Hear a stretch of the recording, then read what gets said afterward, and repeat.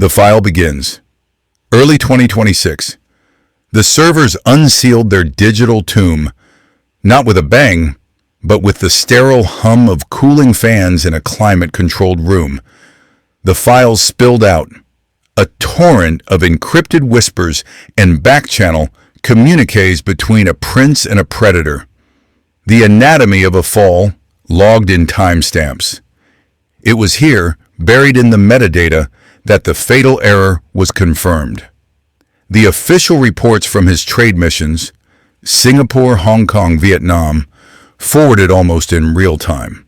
Not just gossip, state-adjacent intelligence, potential investment routes, the soft underbelly of British commerce, all served up as an offering.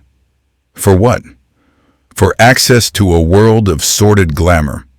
The public verdict was swift and cold, not outrage, just the quiet, heavy finality of a door being bolted shut. The monarchy, an ancient and ruthless organism, began the amputation. This was no longer a scandal. Pause. It was a matter of institutional survival. By the autumn of that year, the exile was complete. Andrew Mauntbеттen-Windзора, a name scrubbed of its royal prefix, became a ghost haunting the grounds of Sandringham.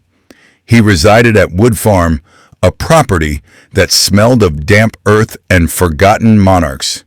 A gilded cage traded for a comfortable one. The splendor was gone, but the squalor of his reputation remained. His mangled destiny was a daily routine, a solitary horse ride through the morning mist, a silent meal. In a room too large for one person, the endless hours stretching out like a prison sentence. The silence was the loudest part. It was the silence of deleted phone numbers. The silence of invitations never sent. The silence from a family that now saw him as a liability, written in flesh and blood. His only reliable income was a pension from the Royal Navy, a ghost payment for a life he had systematically dismantled. The whispers of Virginia. Jouffre's fate, a reported suicide months earlier, were another ghost in these quiet rooms, a debt that could never be settled. The silence was the loudest part. It was the silence of deleted phone numbers, the silence of invitations never sent, the silence from a family that now saw him as a liability written in flesh and blood. His only reliable income was a pension from the Royal Navy, a ghost payment for a life he had systematically dismantled. The whispers of Pause, Virginia.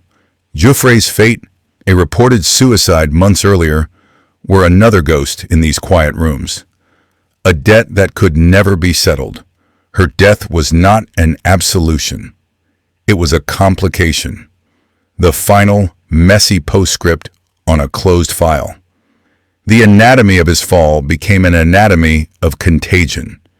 Everything he had built, like the once lauded pitch at Palace Initiative, was now just debris in the blast radius of his reputation.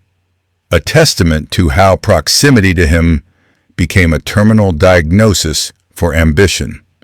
The 2026 revelations were not the cause of the disease. Pause. They were merely the public reading of the autopsy report. The rot had set in long before, in private jets and on private islands, in the quiet corrosion of a man who believed his birthright was a shield made of gold.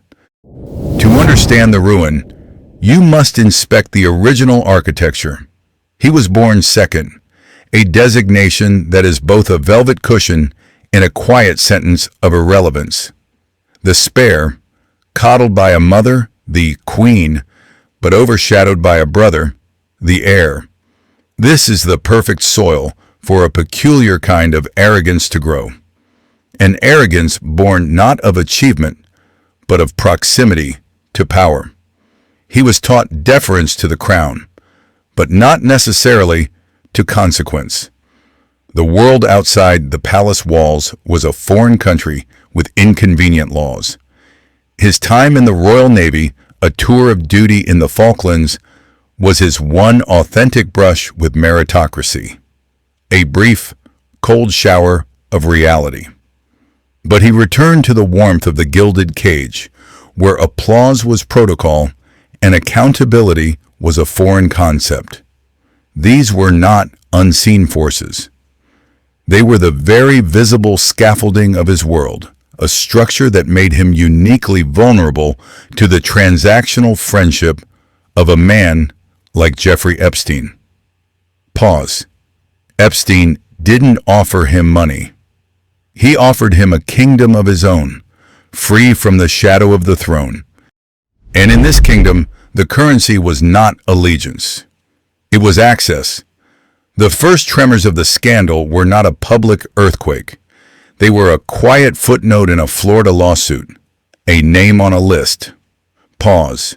Virginia Roberts, a ghost from a sun-drenched island, whose story seemed too sordid, too distant to touch the stone walls of Windsor.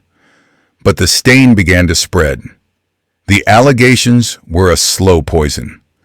A photograph, grainy and definitive, became the icon of his fall from grace. A prince's arm around a 17-year-old girl with Ghislaine Maxwell's spectral smile in the background. His response was not silence. It was a calculated risk that became a public autopsy. The BBC Newsnight interview, a masterclass in self-immolation. He thought he was clearing his name. Instead, he was providing the anatomy of his own detachment from reality. The alibi involving a provincial pizza restaurant. The peculiar medical condition about not sweating. Each word was another nail in the coffin of his credibility. The splendor did not vanish overnight. It corroded. Pause. Public duties were not stripped. They were stepped back from. Patronages did not fire him. They quietly distanced themselves. It was the beginning of the great erasure, the slow, methodical process of turning a royal highness into a liability. The erasure was not enough. The truth, or what passed for it, was entombed in thousands of pages of sealed court documents, a digital coffin locked by the American legal system. Unsealing them became a crusade, not by palaces or parliaments, but by journalists and lawyers for the victims. They chipped away at the legal edifice, filing motion after motion. This was a war of attrition, fought in the silent, fluorescent-lit world of legal archives. The key was not Andrew. The key was Ghislaine Maxwell. Her arrest was the tectonic shift. Her trial, a methodical inventory of sins, pried open the lid on the entire network. The pressure mounted. It was a slow, suffocating squeeze from the media, from the public, and from the cold logic of justice itself. The secret evidence was not one explosive revelation. It was a mundane and horrifying mosaic. Flight logs from the Lolita Express, email exchanges, stripped of their context that reeked of transactional relationships, witness testimonies that painted a grim picture of the kingdom Epstein had built. Each leak was another crack in the vault. Finally, the judge's order came down. Not with a bang, but with the quiet click of a PDF opening on 1,000 screens. The files were unsealed. Pause. And inside was not just a ledger of corruption. It was a final, damning verdict on a man who believed proximity to a throne made him immune to consequence. The anatomy of this verdict begins with a single fatal miscalculation. The belief that royal privilege was a cloak of invisibility. The mistake was not merely the friendship, it was the transaction. The new documents, unsealed in the cold dawn of 2026, were not salacious gossip. They were ledgers, meticulous records of how a prince of the United Kingdom, acting as a trade envoy, turned state information into currency for a predator. Pause. The reports from Singapore. the investment notes from Shenzhen. Each official trip became a private shopping excursion for Epstein's network. Andrew wasn't just a guest on the island. He was a key, unlocking doors that were supposed to remain sealed by duty and honor. This was the turning point. The moment a royal duty became a private enterprise. The fallout was not a media storm. It was a silent, clinical amputation by the institution he thought he embodied.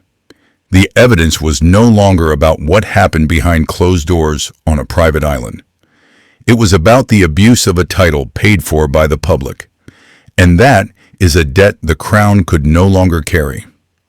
His fate was sealed not by a jury, but by a spreadsheet. The collapse was not a sudden demolition. It was a slow, controlled implosion. The palace statement in October 2025 was the first charge, severing the title. A clean cut.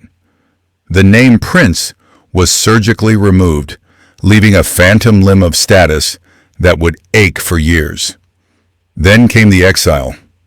Rojal-Lodž, a monument to his former life with its 30 rooms, became a tomb he could no longer afford to haunt. He was moved to Wood Farm, a cottage. A place once considered a rustic retreat for the monarch now became his gilded cage.